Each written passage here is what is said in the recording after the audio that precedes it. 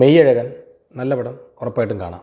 പടത്തിൻ്റെ പേര് മെയ്യഴകൻ എന്നിടണ്ടായിരുന്നു എന്ന് തോന്നി. കാരണം പടത്തിലൊരിടത്തും കാർത്തിയുടെ പേര് മെയ്യഴകനാണെന്ന് പറയുന്നില്ല. അതൊരു നല്ല രസത്തിൽ അത് ഇങ്ങനെ ഒരു നൂല് പിടിച്ച പോലെ കൊണ്ടുപോകുന്നുണ്ട്. ക്ലൈമാക്സിൽ മാത്രമേ പറയുന്നുള്ളൂ. പിന്നെ എന്തിനാണോ അത് ഒരു പടത്തിന് മെയ്യഴകൻ എന്ന് പേരിട്ടത്? ആക്ച്വലി ആ പേര് ഒരു റിവീൽ ചെയ്യാത്ത രീതിയിൽ തന്നെ വെച്ചിരിക്കുകയായിരുന്നു. ചിമ്പുവിൻ്റെ ഒരു പടത്തിനകത്ത് ക്ലൈമാക്സിൽ രജനീകാന്ത് എന്നുള്ള പേര് റിവീൽ ആകുമ്പോഴത്തേക്കും രസമുണ്ട്. അതുപോലെ ഏതെങ്കിലും ഒരു വെറൈറ്റി പേര്, നല്ല രസമുള്ളൊരു പേര് കാർത്തിയുടെ ക്യാരക്ടറിന് കൊടുക്കാമായിരുന്നു എന്ന് തോന്നി. സി പ്രേംകുമാർ എഴുതി സംവിധാനം ചെയ്ത സിനിമയാണ്. സി പ്രേംകുമാറിന് നമുക്കെല്ലാവർക്കും അറിയാവുന്നത് 96 എന്നുള്ള സിനിമയിലൂടെയാണ്. 96 എന്നുള്ള സിനിമയുടെ സിനിമാറ്റോഗ്രാഫർ, ഡയറക്ടർ, റൈറ്റർ ആയിട്ടുള്ള പ്രേംകുമാർ. അദ്ദേഹം പിന്നീട് അത് തന്നെ തെലുങ്കിൽ ജാനു എന്ന് പറഞ്ഞിട്ടുണ്ടായിരുന്നു. ഇത് അദ്ദേഹത്തിൻ്റെ മൂന്നാമത്തെ സിനിമയാണ്. ഇതിൻ്റെ പ്രൊമോഷൻ വർക്കുകളും കാര്യങ്ങളൊന്നും ഭയങ്കര സംഭവമൊന്നുമില്ലായിരുന്നു. വളരെ സെറ്റിലായിട്ട് ഇതാ ഇങ്ങനൊരു പടം വരുന്നുണ്ട്. അരവിന്ദസ്വാമി, കാർത്തി അഭിനയിക്കുന്ന ഒരു മെയ്യഴകൻ എന്നുള്ള സിനിമ വരുന്നു. ചെറിയൊരു ഇൻ്റർവ്യൂ ബീറ്റിന് ഞാൻ കണ്ടത് അവർ മലയാള സിനിമകൾ ഒരുപാട് കണ്ട് ഇൻസ്പയർ ആയിട്ട് എടുക്കുന്ന മൂവിയാണെന്ന്. ശരിക്കും ഇതൊരു മലയാള സിനിമ തമിഴ് കാണുന്ന പോലെ ഉണ്ട് എന്നുള്ള നിലയിലാണ് പലരും പറഞ്ഞു കേട്ടിട്ടുള്ളത്. പണ്ടുള്ള തമിഴ് സിനിമകളിൽ മലയാള ഫിലിംസ് റെഫറൻസ് എന്ന് പറയുന്നത് ഏപ്പടം ആയിരുന്നു. അപ്പോൾ മലയാളപ്പടം എന്ന് പറയുന്നത് ഒരു കൈൻഡ് ഓഫ് ഒരു സോഫ്റ്റ് പോൺ കൈൻഡ് ഓഫ് പരിപാടിയായിട്ടാണ് മുമ്പ് തമിഴ് ആളുകൾ ചിന്തിച്ചിരുന്നതും പറഞ്ഞിരുന്നതൊക്കെ. ഇപ്പോൾ അത് ഒരുപാട് മാറിയിട്ടുണ്ട്. മലയാള സിനിമകൾ ശരിക്കും പറഞ്ഞു കഴിഞ്ഞാൽ ഇന്ത്യൻ സിനിമയുടെ ഒരു മുഖമുദ്രയായി മാറുന്നൊരു കാലഘട്ടത്തിലാണ് നമ്മൾ ജീവിക്കുന്നത്. സോ അങ്ങനെ മലയാളം സിനിമകൾ ഇൻസ്പയർ ചെയ്ത് തമിഴിലും മറ്റ് ലാംഗ്വേജുകളിലൊക്കെ ഫിലിംസ് വരുന്നത്, മലയാളം ആക്ടേഴ്സ് അവരുടെ ഭാഷാചിത്രങ്ങളിൽ കൊളാബ് ചെയ്ത് അഭിനയിക്കുന്നതൊക്കെ ഭയങ്കര വലിയ രസമുള്ളൊരു കാര്യമാണ്, അഭിമാനിക്കാൻ പറ്റുന്നൊരു കാര്യം കൂടെയാണ്. സോ പറഞ്ഞതുപോലെ തന്നെ റൈറ്റിങ്ങിൽ വളരെ പ്രാധാന്യം കൊടുത്തിട്ടുള്ള ക്യാരക്ടേഴ്സ്, അവരുടെ ഇടയിലുള്ള ഡ്രാമ, അതൊക്കെ നന്നായിട്ട് വർക്കൗട്ടാവുന്ന ഒരു ഇമോഷണൽ ഡ്രാമ മൂവിയാണ് മെയ്യഴകൻ. ടെക്നിക്കൽ സൈഡിൽ എടുത്തു പറയേണ്ടത് ബാക്ക്ഗ്രൗണ്ട് സ്കോറും മ്യൂസിക്കും തന്നെയാണ്. ഗോവിന്ദ വസന്തയാണ് പടത്തിനകത്ത് മ്യൂസിക് ചെയ്തിരിക്കുന്നത്. 96-ലും അദ്ദേഹം തന്നെയായിരുന്നല്ലോ.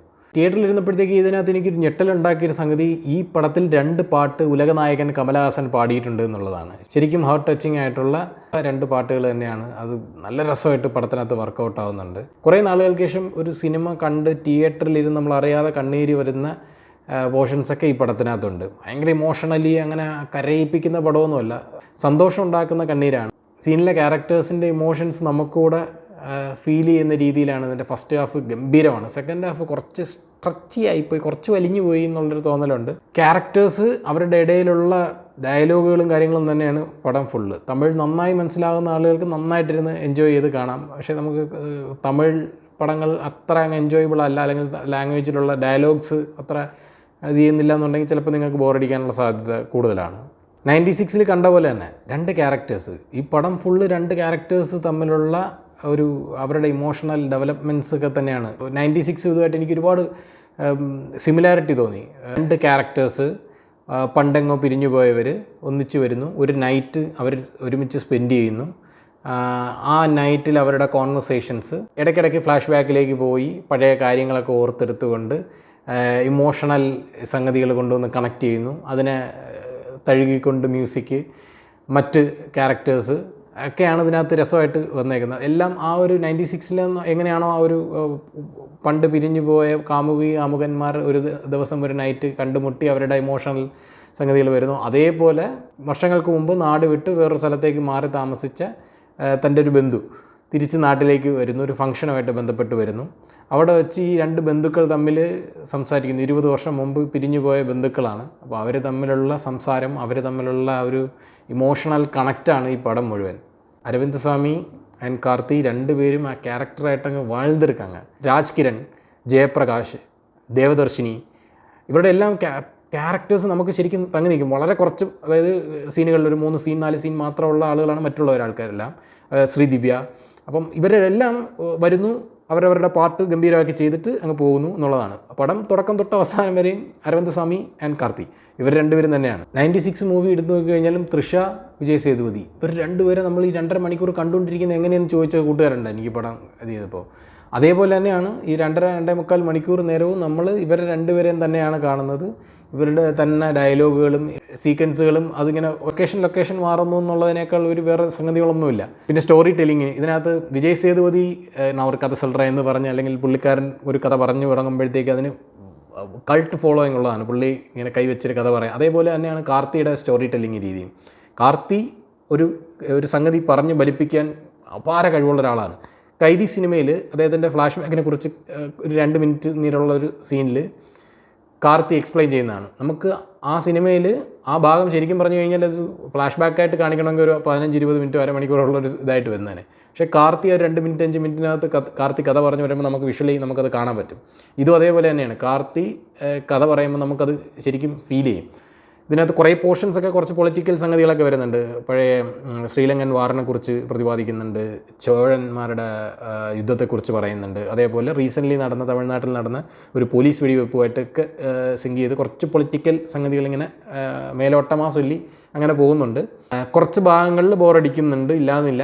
പ്രത്യേകിച്ച് second half. First half well written and well made first half തന്നെ പറയാം. നമുക്ക് ശരിക്കും ഇമോഷണലി നമ്മളെ നന്നായിട്ട് കണക്ട് ചെയ്യുന്ന, നമുക്കുള്ളവരെ ഉറ്റവരെ ഉടയവരെയൊക്കെ നമുക്ക് ആ ഒരു ബന്ധം എന്നും വിട്ടുപോകില്ല എന്നുള്ളൊരു ഫീലിങ്സ് കടത്തുന്ന രീതി.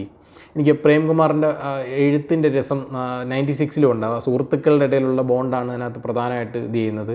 വർഷങ്ങൾ കഴിഞ്ഞ് ആ കൂട്ടുകാരുടെ ഇടയിലുള്ള അവരുടെ വർത്തമാനവും അവരുടെ ചേഷ്ടകളും കാര്യങ്ങളൊക്കെ നല്ല രസമായിട്ട് വന്നിട്ടുണ്ട്. ഇതിനകത്ത് അതുപോലെ തന്നെ ഫാമിലി ഇമോഷൻസാണ്, ഫാമിലി ബന്ധം.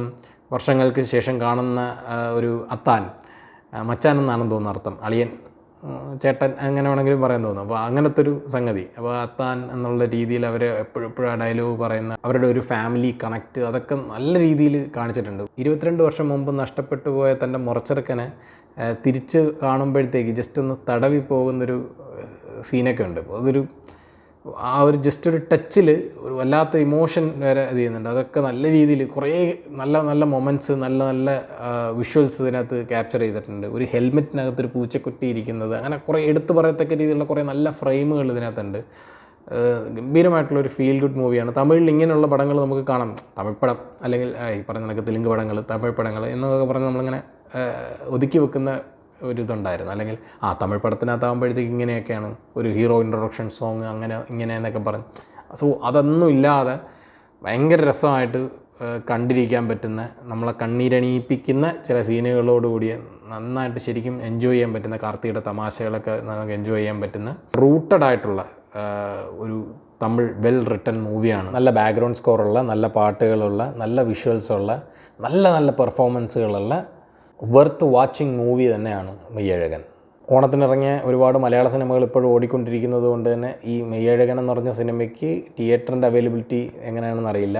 ഒരുപാട് തിയേറ്ററുകളിലൊന്നും റിലീസ് കിട്ടിയിട്ടില്ലെന്നാണ് തോന്നുന്നത്. പിന്നെ കാർത്തി അരവിന്ദ് സ്വാമി എന്നുള്ളൊരു പേരിലാണ് ഓടുന്നത്. ഇതിന് ഭയങ്കര വലിയ പ്രൊമോഷനൊന്നും ഇല്ലായിരുന്നു.